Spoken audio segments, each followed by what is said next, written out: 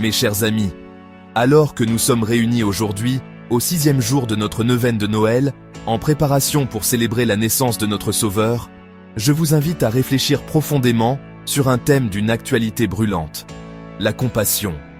Dans un monde souvent marqué par l'indifférence, la violence et l'égoïsme, la compassion apparaît comme un baume apaisant, une lumière dans les ténèbres.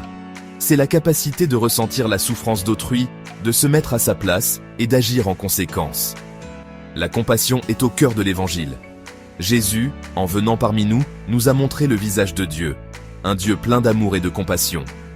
Il a guéri les malades, nourri les affamés et réconforté les affligés. Il nous a appris à aimer nos ennemis et à pardonner à ceux qui nous ont offensés. Marie, la mère de Jésus, est le modèle ultime de la compassion. Elle a accueilli le Fils de Dieu dans son sein, portant en elle l'espoir du monde. Sa foi inébranlable et son amour inconditionnel pour son Fils sont une source d'inspiration pour tous les croyants. Joseph, l'époux de Marie, est un exemple de courage et de dévouement. Il a protégé sa famille avec tendresse et élevé Jésus dans la foi. Ensemble, Jésus, Marie et Joseph forment la Sainte Famille, un modèle pour toutes les familles du monde. Ils nous montrent que la compassion, l'amour et l'unité sont les fondements d'une vie heureuse et épanouie. Pourquoi est-il si important de cultiver la compassion ?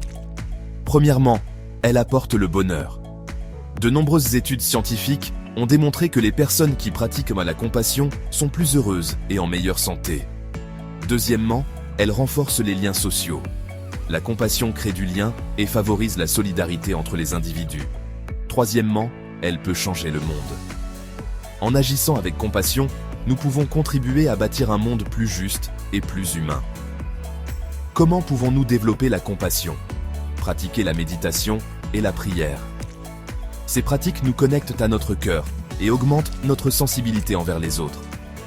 Poser des actes de solidarité. Aider les personnes dans le besoin développe notre empathie et notre sens de l'humanité. Cultiver l'écoute active. En écoutant vraiment les autres, nous comprenons mieux leurs souffrances et leurs besoins. Pardonner. Le pardon nous libère du ressentiment et nous permet de guérir nos blessures intérieures.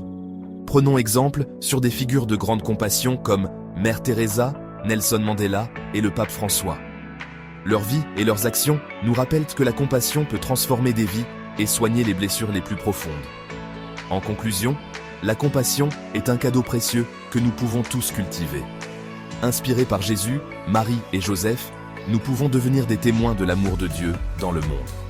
Alors, je vous invite à ouvrir votre cœur à la compassion et à faire de ce monde un lieu plus humain et plus fraternel.